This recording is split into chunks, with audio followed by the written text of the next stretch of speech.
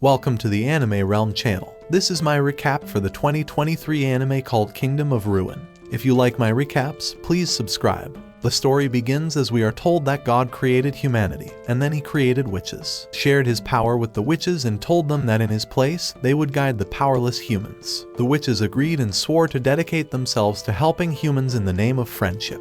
However, in the present day, things have taken a horrific turn. A scene shows a large group of ungrateful humans preparing to execute a witch as they scream that they don't need witches and they should be eradicated. The witch hopes that they will all die, but it was humans who eliminated them. Elsewhere, our protagonist Adnis, who is a witch's apprentice, complains about how tired his legs are and how it's way too hot, which makes sense since it's a desert. Adnis grows frustrated since the witch he travels with named Chloe isn't listening and interrupts him to tell him to quiet down. Adnis wants her to at least use magic to check their location since it would be a lot cooler than using an old school map.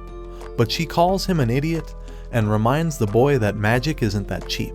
The map lover threatens to leave him behind and gets even more upset when Adnis just uses a device to determine where they are. Chloe hates technology and is furious since she tells them numerous times to not use that weird machine since the people looking for them will use it to find them. Adnis calms her down by explaining that it's not a weird device, it's a smartphone, and he made this one himself, so it can't be used to track them. The technological genius points out that using maps in this day and age is pretty lame, but Chloe is not impressed. Chloe says they're ready to move again, but Adnis has gotten very serious and he asks her why they have to keep running. Chloe explains that it's because she is a witch and attitudes towards witches have changed. Now, living simply is a struggle for witches, and living far from human cities is the best thing.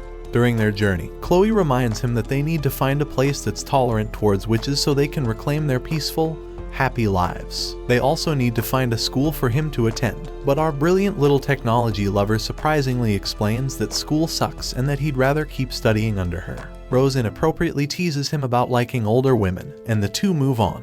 Adnis can't help but wonder why Chloe isn't frustrated. He hates the Red Empire that they reside in, and the evil little dude desperately wants to eradicate humans using magic. Just then, Adnis senses something approaching, and a group of soldiers reports back to their headquarters that they have spotted a fugitive witch. Adnis fearlessly states that he will handle the human scum, but Chloe stops him and explains that he is far too inexperienced. Chloe starts with some ice magic as the staff appears in her hand. She freezes while stating that humans never learn and unleashes her spell. Elsewhere, a man just like my accountant apologizes to Emperor Goth. The emperor with a mustache looks like a masterpiece of grooming and calls him an incompetent fool.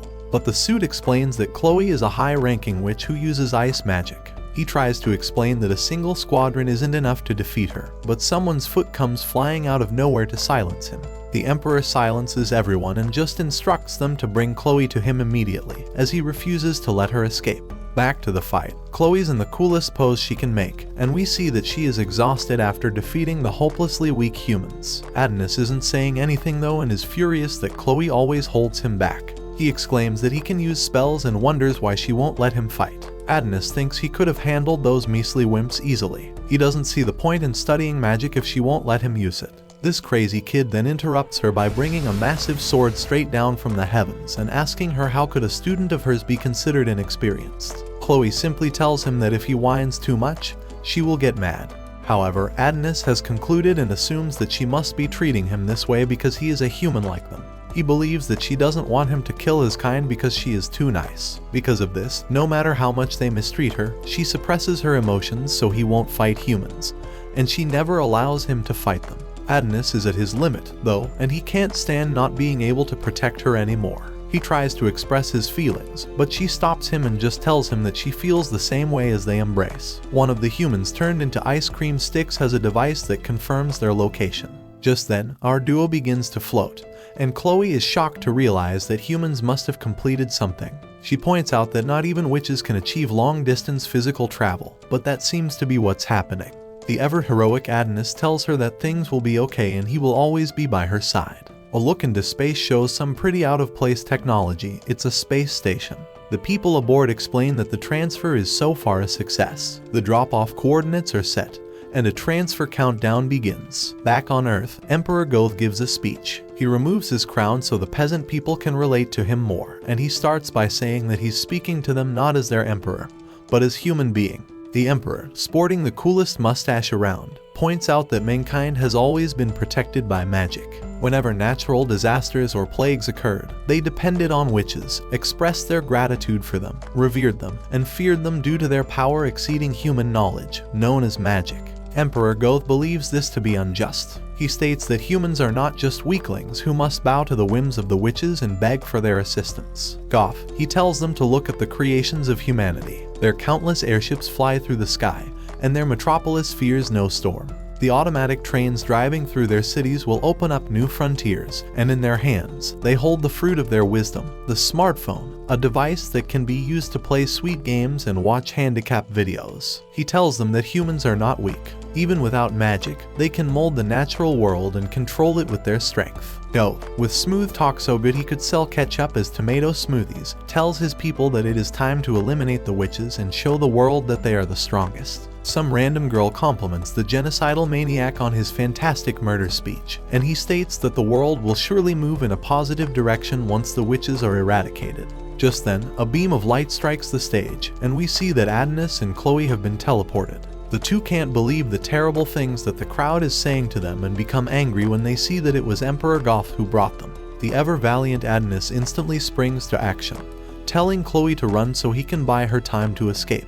He gets stopped pretty fast, though, and Goth is disgusted to see that this human boy has been raised by a witch. We then see that Chloe isn't just some annoying interrupter, as she becomes enraged and tells Goth that if he values the lives of his people, then he needs to let go of her young apprentice. Not one to make empty threats, Chloe initiates a powerful magic spell and creates a magic circle of ice. Something big is coming, so Chloe speaks to the citizens. She states that they are humans just like Adonis, so she doesn't want to fight them. If she were to destroy them, Adonis wouldn't have a home to return to. This is why she has allowed them to live up to this point. However, they are proving themselves to be too dangerous, and she begins her spell. Unfortunately, she's utterly shocked to see that her magic just stops. Goth, with his impeccable mustache, explains that she cannot understand the power of science humans have acquired. We see the magic photon suppression device that nullified her magic, and the humans in the crowd have a good laugh like they did something themselves. As if proud, Goth expresses his doubt that she even considered that the human she once helped would someday chase her down. Adonis, never willing to give up as our brave protagonist, tries to use his pen, but can't understand why his magic isn't working. Goth explains that it's time for witches like Chloe to expose themselves to the world, and slaps her hard in the face. As if that weren't bad enough, she is also completely exposed, and the crowd begins to take pictures. Adonis is furious to see his teacher humiliated and vows to kill them all, but is once again stopped. He keeps trying, but all he can do is tell her to wait for him, and soon he will be right by her side again. Goth has had enough of the boy and orders that the boy be shot in the head. Chloe completely changes her rebellious attitude to save our son and bows to the Emperor. She takes all the blame and explains that the boy has nothing to do with it, he is like them, a human. She lies by saying that she kidnapped him and raised him as her slave, a poor miserable human boy. Completely out of character, Chloe begs and pleads that the Emperor has mercy on him, and she doesn't care what happens to her. Adonis is in absolute disbelief when she offers to be a slave. With frenzied fury, he writes wildly on the ground, every ounce of sanity seemingly abandoned, as he swears to kill them all. Goth, uninterested in her offer, points a gun at her. Chloe, realizing what is about to happen, calmly calls out to Adonis and thanks him for everything. We get a quick glimpse into when they first met. Chloe took in the homeless, angry little kid, and now she's glad that they met. She begins to say the words "I love you," but before she can finish, the cold-blooded Goth ends her life. Adonis, frozen in horror, is mortified, and before her body can even hit the ground, Goth's soldiers follow up his shot with a barrage of bullets. Adonis begs for them to stop, but they are relentless. Their life together flashes before Chloe's eyes, and she thinks about how she was truly happy. The crowd cheers with utter jubilation, and Goth finalizes her death by having her head cut off. We then learn the rest of what Goth said when he shared his power with the witches. He told the witches that the humans may fear them as they are timid. He hoped that they would become friends and bring eternal peace to the world. However, should they hate one another and fight, may the darkness of chaos envelop the world. With Chloe dead and Adonis consumed by a raging fury, the real story can now begin. We move forward 10 years. A couple of prisoners are arguing over some food, but a girl named Daroka offers them her food so they can stop. One of the rude girls takes her offer, but Daroka's friend Anna points out that Daroka gave someone else her food earlier. Daroka keeps her spirits up, though, and shows how much energy she still has with a strange dance. Anna points out that no matter how much technology advances, people keep fighting among themselves, and the wars never stop. She remembers being told that humanity would be happy once the witches were gone, but that hasn't come true yet. Daroka, always staying positive, lightens the mood with some expert-level puppeteering. Daroka uses the puppet to assure Anna that everything will be okay. Just then, soldiers arrive to call prisoner number 218. Others gossip about how those who get called never come back, and Anna is terrified when she realizes that she is number 218. The soldiers demand that the prisoners speak up, and Daroka fearlessly steps forward. Daroka is taken away, leaving Anna in complete disbelief since that was her number. We see that Daroka left her puppets behind with their numbers. Daroka is taken to a place where she finds that she will serve as a slave. She sees what happens to those who refuse, and the cheerfully dressed ruler explains that she needs to serve the empire just like everyone else. He states that running the prison costs money, taxpayers' money, and the blood tax of the empire's people. He asks her who brought about the gear expansion and the explosive rise of human civilization, who used their scientific and military might to defeat the witches and seize dignity for humanity. He answers his question by stating that it was them, the Rhea Empire. He is sure that she will fetch a good price and take a selfie with her, but instantly regrets it when she bites his finger. Daroka attempts an escape and tries to open all the cells using the warden's phone. Unfortunately, their technology has voice authentication. She tries to ask it nicely, but that doesn't work, so she does her best impression of the warden. Luckily, her feminine voice is pretty similar to the flamboyant warden, and it works. She tells all the prisoners to run, and with that chaos ensues. Amidst the chaos, Daroka heads to a very special cell made especially for a very powerful person. Daroka is taken down, but the soldiers point out that all cells are opening, and they're in very big trouble. Just then, alarms begin to sound, and the chamber begins to open. The guards panic with fear, and we see that it's the overwhelmingly angry Adonis. The guards start to panic, seeing him get free, but he instantly jumps onto one of them. It eliminates it easily. The other guard tries to shoot him, but he parries it and shoots the guard with his gun. Daroka gets scared as he approaches her. He shoots her, but he ends up setting her free. The guards panic as they try to control the situation, and we see that at the National Security Bureau, or NSB, Director Yam receives a report about this. He orders his executive to deal with it, and he happily agrees, but Yamato's sister Yuki isn't happy with his carefree attitude, reminding him that they are there to maintain order in the empire. But Yamato tells her it's okay, reminding her that there's a reason that he's an executive. Back at the prison, the warden panics as he finds that Adonis has gotten free. He wonders how Daroka could have opened his chamber because even he shouldn't have had the clearance to free him. And to make matters worse, it seems that Adonis's magic pen has also gone missing. We see Adonis outside, and he tries out his magic for the first time in 10 years. He shoots his gun, summoning an enormous bullet that crashes into a building, and he prepares to wipe out everyone in the city. We see Ikout cleaning things up at the prison, but he reports that he didn't find Adonis. He hears about the building that was attacked, so he prepares Cares to head over, but he takes out the warden first. We see Daroka also manages to get out, but seeing the damage Adonis has caused, she thinks it's her fault that she set him free. As he walks through the street, Adonis thinks that his teacher does not want to take revenge on humans, but he just can't let go of what happened. He summons a giant robot, and he starts going on a rampage. We see an officer receiving a report about this, but he just thinks he's being pranked. A car suddenly crashes through the wall, and the driver is shocked by what he sees. The officer thinks the man is high, but when he looks outside, he sees what's going on. We see Yamato and Yuki observing from a distance, and they confirm that Adonis is behind the attack. Yamato thinks they can just use their magic suppression device to stop him, but he's reminded that it hasn't been used in 10 years, so they aren't sure if it will still work properly. A state of emergency is declared, and we see tanks being deployed. They fire at the giant, but their shots seem to just miss. Adonis retaliates by smashing a building and throwing debris at his enemies. We learn that for a human to use magic, writing-style summoning magic is the only way. It works by understanding and systemizing the mechanisms of magic, and even while he was sealed away, he was able to practice it in his mind, so it didn't matter that he was sealed away for 10 years. He thinks that all the citizens who benefited from his master's death are just as guilty, so he plans on wiping out the whole country. He summons 2 guns, and he starts mowing everyone down.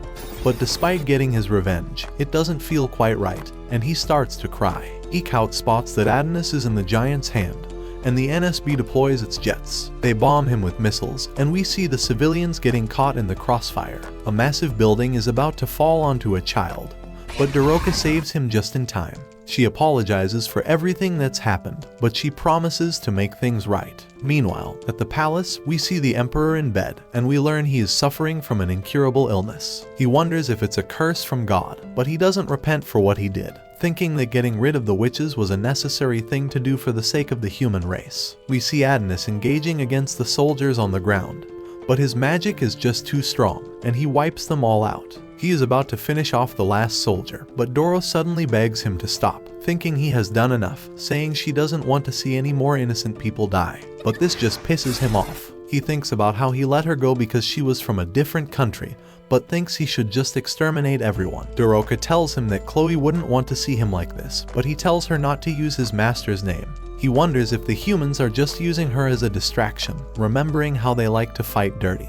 But Doro reveals that she's a witch. Adonis doesn't believe that witches still exist, but she swears that it's true, saying some of them survived. Adonis wonders why they didn't try to save his master, but she says they were desperate to get away themselves. Adonis doesn't want to hear her apologies, but she mentions that they can bring her back to life. Adonis finds this hard to believe, but Doroka says she infiltrated the country to find him, so that they could use his memories to bring his master back. Adonis prepares to finish her off, but looking at her face, he's reminded of his master. He breaks down in tears, and Doroka tells him he's no longer alone, but she suddenly gets shot. Ikaut is shocked that Adonis was not injured. We see a little bit of Doroka's past, where the humans had begun to kill all the witches and burn their houses down, but she can't understand why any of this is happening. Another witch named Mia comes up behind her, and Doroka asks her why all of this is happening. So far, they had gotten along well with the humans. They even recently went into the city to cure a man's illness, and this is how the humans decide to repay them. Doroka suggests they use magic to stop the violence for now, but Mia tells her that they already tried. But that machine that the humans created is suppressing their magic. They don't know exactly what that thing is or how it is suppressing their magic, but Mia believes that Madame Ophelia might know something about it, so she wants Doroka to go and deliver the message. Doroka understands, but asks why Mia can't come with her. But with a sword in her back, it is already too late for her. She instructs her to follow the Star of Revelation, which will take her to Ophelia's mansion and give her some motivation that she can do it with a puppet. With tears in her eyes, Dua turns around and starts running away. While behind her, the humans have found Mia and surround her before killing her. And now Doroka also lies on the floor and dies. Adonis holds her in his arms and begs her not to die on him, before she is told how to bring Chloe back to life. But before he can get the information that he needs, several more shots are fired into Doroka, and she's now definitely dead. The shots were fired by the soldiers that just arrived, and Adonis is left agonizing over the fact that even if he knows that it is possible to bring Chloe back from the dead, he doesn't know how he is supposed to do that. The soldiers surround Adonis, intending to kill him right here and now, but Adonis warns them not to get cocky, as he surrounds himself with magic.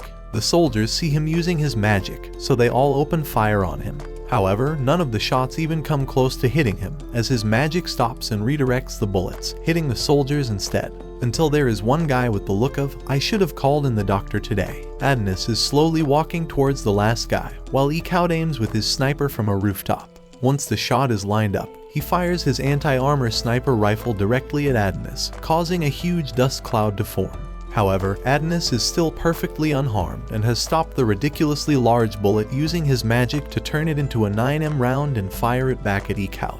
Meanwhile, Ikaut is too stunned by the missile approaching him, so he just sits there as his upper body is blown away. Now that Ikaut is taken care of, Adonis focuses his attention back on the last soldier and declares that he will wipe out all humans and make them feel Chloe's despair. Yamato knows there is no way that they will be able to beat someone who knows how to use magic. So, if he rests their fate on Yuki being able to get the magic suppressing machine going again. Yuki is down in the basement with the machine and is so excited that she finally gets a chance to be useful to her brother, that she forgets she is meant to be a commander here for a few moments, before she can try to turn the on, however. The Science Bureau arrives and Theta tells them they can't let her operate the machine.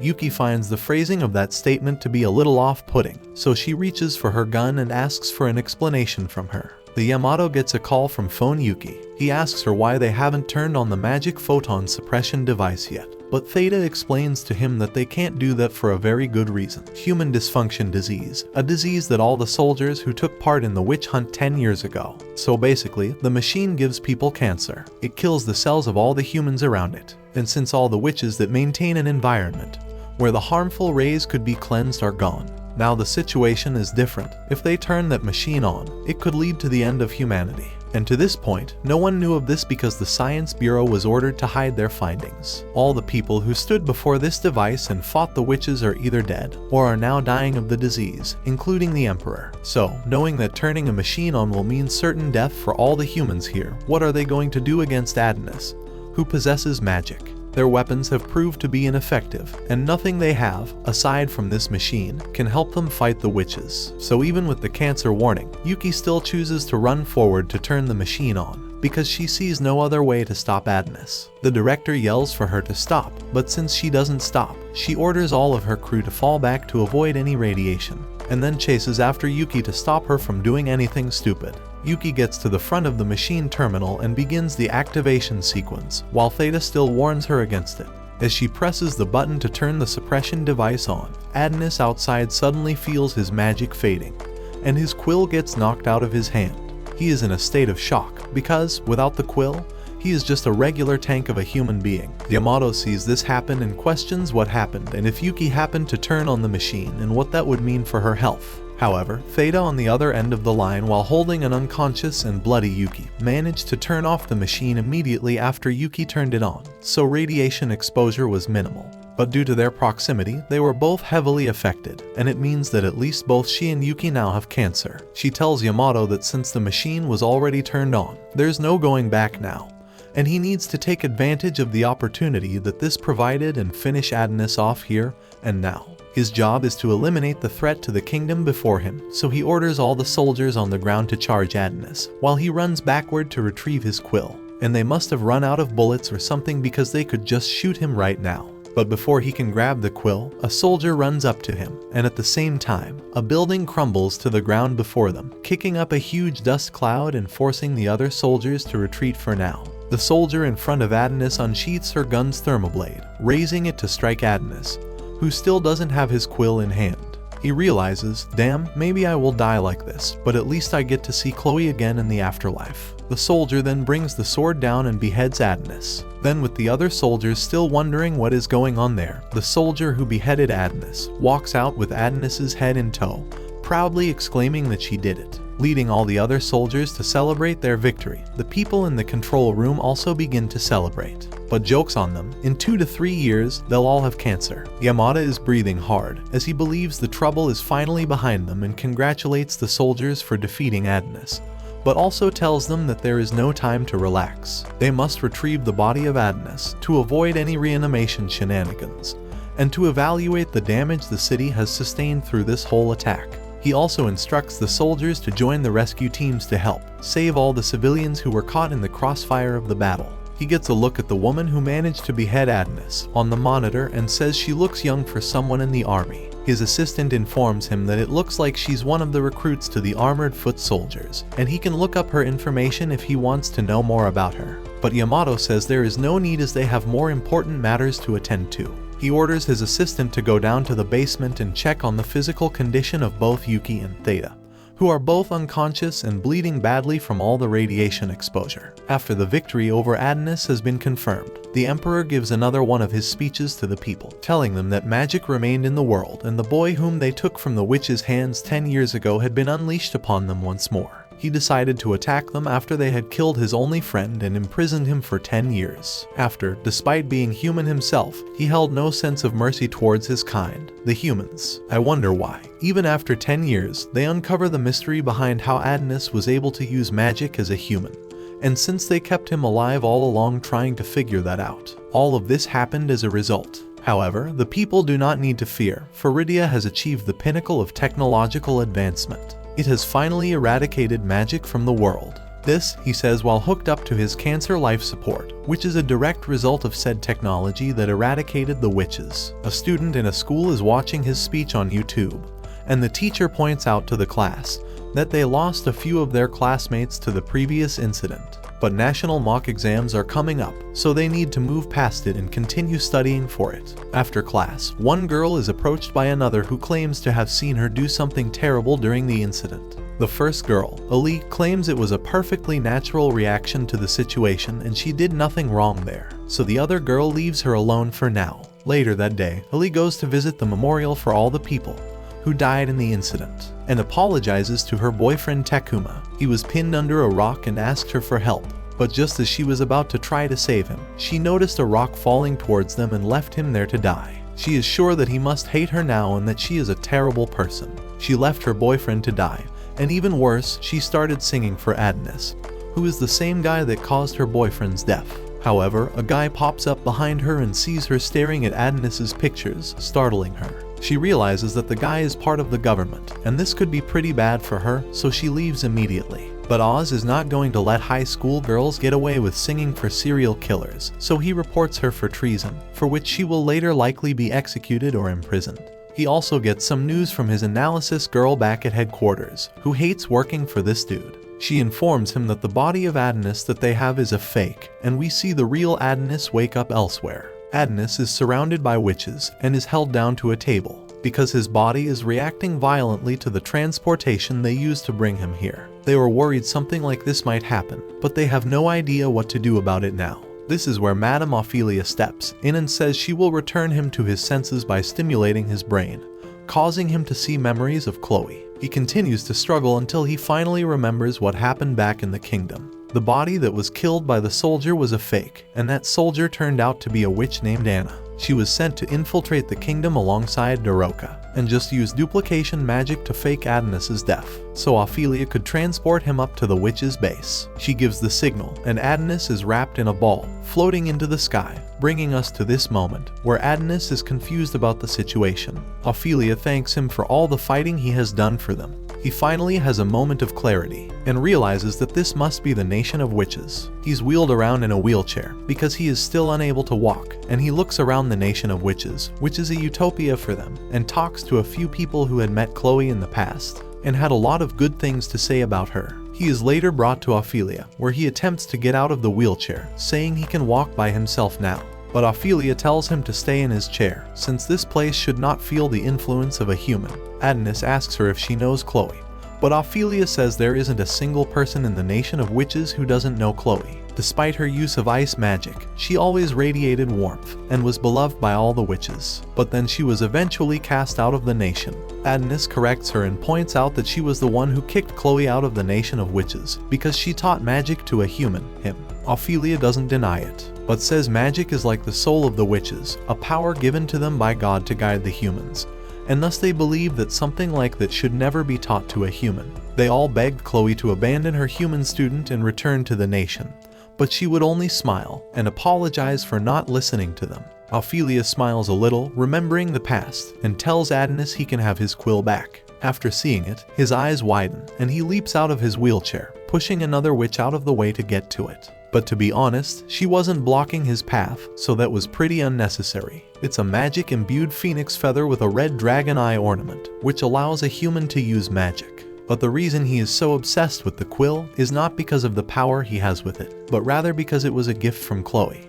He asks Ophelia if she is really serious about being able to bring Chloe back to life, and she says witches do not lie. This brings relief to Adonis, knowing that he will be able to see his beloved Chloe once more. But as he looks upwards, he doesn't see the moon. He sees the earth and asks where they are right now after the witch hunt 10 years ago. All the remaining witches collectively went to the moon, where the humans could not reach them, at least until they invented rockets. The advent of science brought out the true nature of humans. They seek to control everything around them, and what they cannot control, they aim to get rid of it altogether. As Adonis sits on the surface of the moon in a spacesuit, Ophelia stands there, just regarding the cosmos. She shows him the gravestones of all the witches who were killed in the kingdom's conquest for power. The king of the humans believed that humans would only be corrupted by the power of witches and would oppress them forever. But then, after he finally got rid of the witches, he oppressed the rest of the humans in the world. Ophelia then takes Adonis to see Mido, the tree that gives birth to the witches. Ophelia asks Adonis if he has ever seen one,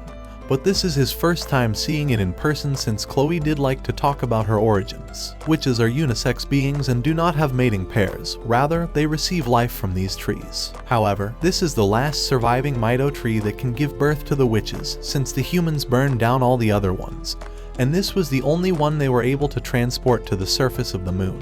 Adonis notices a pod that contains a witch who looks an awful lot like Chloe, but Ophelia tells him that it isn't Chloe, just a witch waiting to be born. But to turn her into Chloe, his strength and magic are needed. Magic is the act of giving an individual's thoughts a physical form in the real world, and the written style summoning magic that Adonis uses can be used to give form to any thoughts. Memories are the very essence of life itself, so if he were able to use his magic to seal his memories of Chloe and the unborn witch, then she could be resurrected. So, as it stands, he and his connection to Chloe are the key to bringing her back to life, and as such, he should let them know when he is ready to begin the ceremony. Adonis looks out the tree and still can't believe he will be able to revive Chloe, but then the witch that had pretended to be a soldier back on Earth, Anna, approaches him angry that Daroka died for him. But that's not his fault. It was Anna's idea from the beginning, and he takes no responsibility for casualties. She calls him selfish and asks why they had risked their lives to save him. However, Adonis knows exactly why they did so,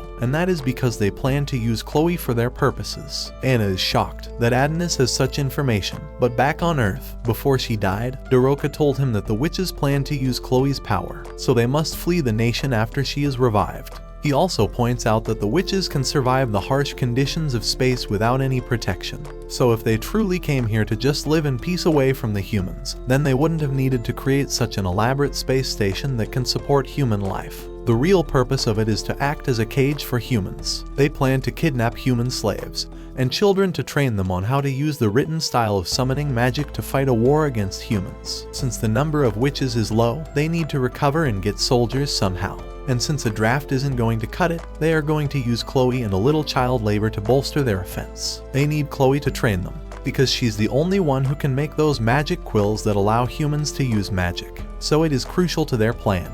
He's got them all figured out, so she can't go gaslighting him into thinking he is a selfish one here. He walks away, but Anna tells him to wait and still begs him to help them regardless of what he knows. Adonis clears one thing up. He is still going to revive Chloe. That much hasn't changed, and he doesn't care what happens to either the witches or the humans, so they can build a war for all he cares. The only one he truly cares for is Chloe, so if they revive her and she chooses to reject their plans, then that is what he will do. Later, they begin the ceremony to revive Chloe, and Adonis steps forward to begin, hitting the most Power Ranger type poses for someone who is just riding in the air. His memories of Chloe are being transferred into the witch pod, and Adonis starts to have flashbacks to the time he spent with Chloe. One moment, they were both on a roof together gazing at the stars, and Adonis was showing off his knowledge of memorizing all the constellations, including the Adonis constellation, which she named after him. But she had forgotten about that and could barely remember where it was. Another moment where Chloe is taking a bath and Adonis has to clean up after her, and she leaves her clothes everywhere. But while walking past the curtains, he noticed that she was covered in bruises all over. But she just tells him it's impolite to watch her in the bath. He retorts that he was only watching to make sure she was okay and goes to leave. But before he goes, Chloe breaks down in tears and thanks him for being with her because she wouldn't be able to live in this world alone.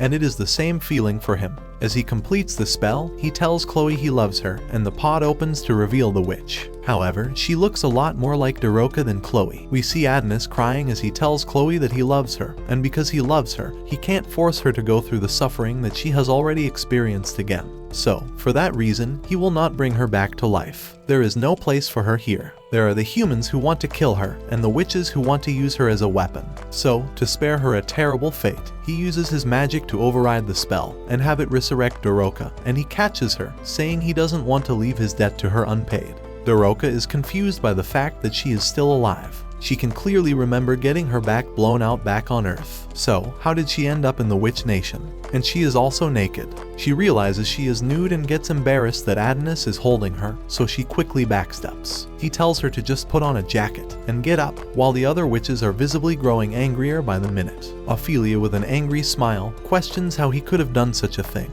after they went through all this effort to bring Chloe back. They brought him here, they healed his wounds, and they even guaranteed his safety, yet he decided to ruin their plans. The other witches then start saying things like typical behavior for a human, that he never really loved Chloe, or that Daroka must have convinced him to revive her somehow. We get a glimpse into Ophelia's true personality as she looks at Daroka with the eyes of, "I'm going to beat you with my belt." Adonis tells them to shut their mouths, as the choice not to revive Chloe was his alone. Ophelia doesn't like the tone that Adonis is talking to her with, so she tells him he is just a mere human, and could never compare to the power of the witches. She raises her hand, and is about to turn him into a frog or something, but then several lights appear around her, and her menacing demeanor fades as she panics and questions what Adonis did. Adonis says he didn't do anything, he just happens to be a long-term prisoner, and pulls out a tracking chip that was implanted in his body. Soon after, an explosion occurs, and remember that the Mio tree is the only way witches can reproduce. Yeah, that shit's on fire, and the culprit for this was Yamato, who tracked Adonis here with the chip that they had on him. He tells Adonis and the other witches that they are all trapped here and will be exterminated like the rats that they are. But Adonis tells him not to be so rude, when he was the one who invited him here to his final resting place. One witch yells out to Ophelia that she will take care of the burning Mito tree, and starts using her water magic to put the fire out. But what did you think was going to happen if you yelled out your intention to save the tree while the soldiers were standing right there? She loses her head, and with her death, the tree continues to burn, and Ophelia starts to lose her cool. So she tells everyone to get ready for a battle with the humans, and they all transform into their warrior gear. Meanwhile, Adonis is faced with Yamato, and as he is casting his spell, he gets in to try to kill him quickly and stop his attack. But Adonis was never going for an attack and rather cast a spell to steal Yamato's gun. Yamato is knocked to the ground, as Adonis continues to empty the entire gun into him, but Daroka grabs onto his shirt and stops him. On the other side, the witches are engaging in battle with the soldiers, and as you could expect with them still having access to their magic, they are destroying the soldiers. Ophelia then uses her natural law magic to make all the soldiers float, as they try to fire bullets at her. They all go in slow motion and miss their target. She gathers all the soldiers in one place and squishes them, covering the battlefield in blood. And she is smiling as she says humans are feeble, so they should be able to claim victory here. But as she looks over, she sees a second squad has been transported up, and they have killed some of the witches. She now realizes that they are playing a battle royale in endless mode, and the kingdom will just keep sending soldiers up until they run out of energy. Back on Earth, they are getting a live video feed of everything that is happening on the moon, and they ask why there are still so many witches alive, when they were supposed to have wiped them all out 10 years ago. We see Dr. Theta watching the situation on life support due to the cancer stage she now has from the magic suppression machine. She is reporting on a reason why she failed to find out about the witches. She explains that during the witch hunt 10 years ago, they had used capsules to eat, but those same capsules were likely used by the witches to escape Earth and make their way to the moon. And once they were there, they built the station and used magic to hide themselves from their scanners. The guy is angry that the witches are still alive and blames Theta for not figuring it out despite the huge annual budget they receive, saying her failure will cost her life. But I mean, she already has cancer, so I don't think her life can get much worse. One other person at the table, Shirasagi, tells them to calm down so they can handle the situation first, as they can handle the after they are done with the witches once and for all. We see a flashback of Yamato looking over at Yuki, who now has stage 5 cancer from that machine. He talks about how she was always by his side wherever he went. When he entered the National Security Bureau, so did she, and when he became a director, she became his vice director, making her the youngest person to ever become one. He loved his sister dearly. He blames Adonis for making her sacrifice herself to stop him, and he will make sure Adonis suffers for what happened to her. He tells his battle suit to set output to 500% and gets up. Though severely wounded, his speed has gone up dramatically, and he steps in front of Adonis before punching him across the field. Daroka runs over to him, but Adonis tells her to keep her eyes on the man with the intent to kill him. Yamato yells out in anger about how he will make Adonis pay for siding with the witches, and prepares to draw his sword and slash. He thinks about how after he is done with this battle, he can retire and get a quiet place with Yuki, to live out the rest of their lives together. He draws his sword and releases the anti-witch slash, which stretches across the field. The attack is so powerful that literally all the witches in the area are killed in an instant. Adonis dodges a sword strike, but Ophelia is also gone, and even Daroka, who has only been back to life for all of 10 minutes, is gone. But Anna used the same magic that was used to save Adnis when he was nearly killed by the military to save her, but she couldn't save herself. Though headquarters asks for a report on the situation at the witch base, since they've lost video feed and cannot tell what is happening on the base. The green grass has been painted red, and Dukkha is left crying over her friend's dead body. Adnis and Yamato are the only two left standing and are still in combat. Yamato reports to headquarters, saying he has successfully neutralized the witches, leaving the final task to kill Adnis. Adnis throws his coat away and prepares to throw hands, as he summons metal armor on himself with magic. He then attacks Yamato with a punch and jumps upward to evade the incoming slash from him. As he lands, he enchants his fist, allowing him to break through Yamato's sword and punch through his chest. However, Yamato still doesn't lose and uses the suit to bind Adnis, while he uses the regenerated blade to slash him. The witches watch in horror as they sit in a pool of their sister's blood. Ophelia tells them not to give up hope while she's split in two, but they have nothing to hope for since the Mido tree has been burnt to a crisp, and that means that no witches will ever be born or resurrected again. One tries to rally them, saying they can't afford to lose any more of their numbers and should back up Adnis to help him beat Yamato, but she gets shot in the back as the third squad of soldiers arrives. Yamato sticks his sword to the ground and does something that causes a tornado to appear and push Adnis back, giving him enough of an opening to stab him.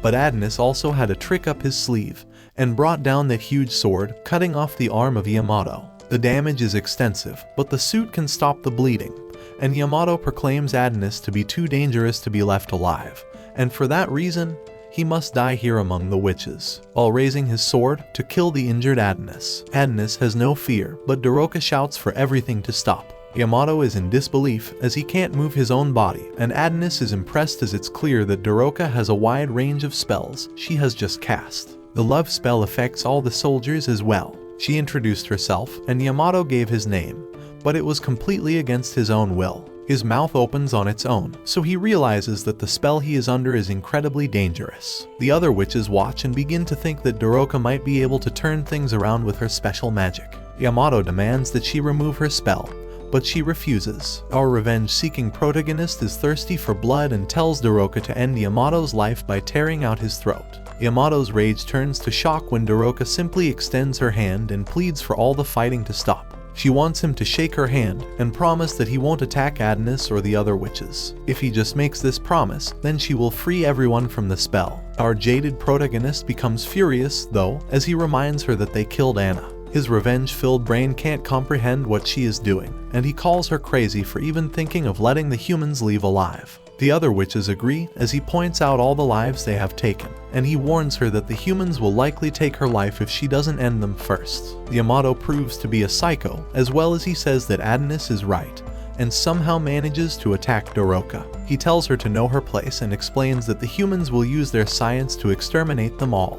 He throws punches down at her, while telling her how naive she was to think that they could have peace between them. To humans, witches are that bring terror and chaos, and their mere existence is destroying the world. Yamato releases all his anger as he points out how much harm the witch's apprentice has done to humanity. He has taken countless innocent lives. Yamato wants the witches to finally just accept their extermination, and we see that the soldiers can move again. Yamato thinks about how Yuki wouldn't be in the condition she is in if it wasn't for the witches, and he beats Daroka relentlessly. Daroka somehow manages to speak and tells him that the humans have taken countless lives as well, not just the massacre they just did right now, but the extermination of witches 10 years ago. Daroka understands that the humans feel like they don't need the witches anymore because they have their precious science. But she can't understand why they feel the need to exterminate the witches. She points out that humans and witches used to be friends and once again pleads that they put an end to the fighting. Daroka would like for him to start by ordering the retreat of his men, but Yamato is still filled with rage. She casts her love spell on him again, and Yamato begins to feel strange. He shows his intense resolve though, as he reminds himself who he is, and proclaims that he won't be beaten by some magic spell. He tries hard to break the spell, but he then imagines himself as a child hugging Daroka, and this dude is tamed by her spell. With loving eyes, Yamato tells Daroka that he will obey her, but he just ends up with a blade through his skull. Of course, it was our rage-filled protagonist, and he explains that revenge is all he has. Doroka can't believe what she just saw, and is furious with Adonis. He is completely single-minded though, as he realizes how strong Doroka's love spell is, and he tells her that they will use her magic to destroy humanity. At the royal palace, the king is told that their strike force is still fighting, and they are not sure if the witches will be defeated as they are putting up quite a fight. Unfortunately, their communication with headquarters is poor, so they aren't sure of all the details. The king once again asks if they will defeat the witches, so the terrified soldier just tells him that he believes their victory is certain. The queen wonders if the witch's apprentice is there as well, and they are both glad to hear that he is. The king graces us with his impeccable mustache, and demands that his soldiers burn the witches along with the entire moon if they have to. This genocidal maniac rejoices as he sees that the end is nearing for all the witches and the brats who want revenge against humanity. This guy, who was just giving really convincing speeches just a few episodes ago, is losing his mind now as he laughs like a maniac. He calls the witches losers for running off to the moon, but states that they can never escape. The king wants to be assured by his wife, so he asks her to tell him how incredible he is and asks for her to praise him. He is having his moment now, as he has finally achieved his goal of exterminating the witches, and everyone celebrates. The poor soldier who has had to listen to his psychotic rant thinks about how he had heard that the king's condition was deteriorating, but he had no idea it was this bad. He is then shocked, as the queen holds the king and tells him that everything's going to be okay. The king just acts like a baby sometimes and needs to be praised. She praises him for enduring so much stress for such a long time, and the king just keeps repeating over and over again how much he loves her. We then see why the king is like this, as the queen shockingly uses the love spell on him. She compliments him for finally eliminating the witches, and tells him that he can end his own life now. She has some little boy scouts play a little tune, and she praises the king for walking as if he were a toddler. The king has a jolly old time as he makes his way to the ledge, but the soldier is shocked and wonders what is wrong with the king. King Goth is completely gone at this point and explains that he has always given the queen what she wanted. He is truly the king of simps, so he will gladly give his own life to make her happy. The king is proud of himself for climbing up to the best spot, but the soldier begs for him to come down. Emperor Goth refuses to be stopped and lists all his accomplishments as a great leader. He made several scientific advancements and made the Rydia Empire the strongest nation in the world. He eradicated the witches, and he did all these things for his beloved queen. Goth is completely under the love spell, as he states that he wishes he could serve his queen forever. Of course, the queen loves to hear this, but she clearly doesn't care a single bit about him and simply tells him to hurry up and jump. Eagerly jumps off the building. The queen removes the spell, and we see that there is no coming back for the king. The soldier who witnessed it all calls for backup since there is a witch in the castle, but the queen says that the king just slipped and fell. She uses her love spell magic on this poor guy, so he corrects himself and reports that the king accidentally fell to his death. Shiro Uzagi, the guy from that meeting with Professor X, has been there the entire time. The queen tells him to speak as he has something on his mind. She wonders if she shouldn't have ended the king's life, but Shirausagi couldn't care less and points out that the puppet was no longer necessary. The queen points out that her spell only works on men.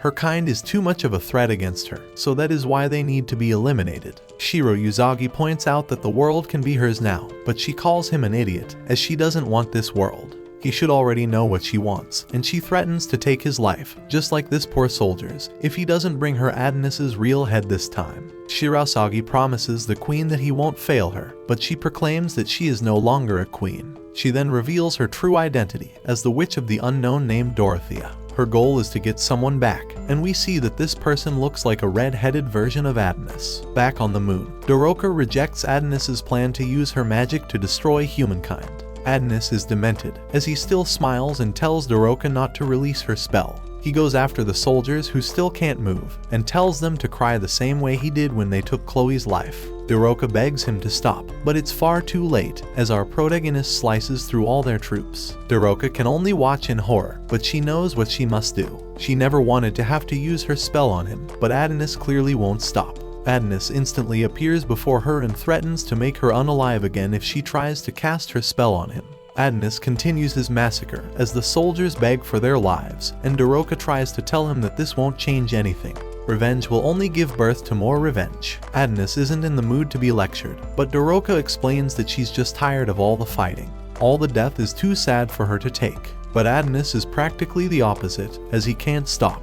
He finishes up all the soldiers and finds Yamato to steal his face. Adonis vows to make the humans pay for their extinction and uses a spell to change his voice to Yamato's. We then go back to the present when Adonis, pretending to be Yamato, reports back to headquarters. He explains that the battle was fierce and none of the witches survived. Unfortunately, aside from himself, none of the humans did either. Yamato explains that he will be returning alone, and he tells them to bring him back. But we see that Theta can tell that this thing they are looking at is not Yamato. Some witches who are watching are horrified, and we see that Adonis is using Yamato's face as a mask. He once again commands that they teleport him back, and he promises to bring back the head of the witch's apprentice. Ophelia's upper body is still somehow alive, and she realizes that this is what Adonis planned all along.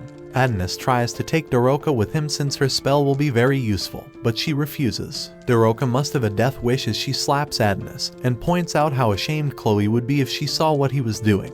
Luckily for her, Adonis doesn't go all crazy on her as the transportation has been initiated. Ophelia's heart is still just pumping away, so she bids farewell to Adonis, the infinitely evil child of the wicked humans. She hopes that God will judge him for his crimes, and she apologizes to her fellow witches for failing to reclaim their dignity. Ophelia finally bids farewell to this world and the kingdoms of ruin. Adonis and Doroka are being teleported, and Adonis does something entirely unexpected. He says he is sorry for some reason. Back at headquarters, they prepare for Yamato's return. However, Theta already knows that it's Adonis who will be coming back, and they are ready. She vows to avenge Yamato's death as the teleportation countdown reaches 0.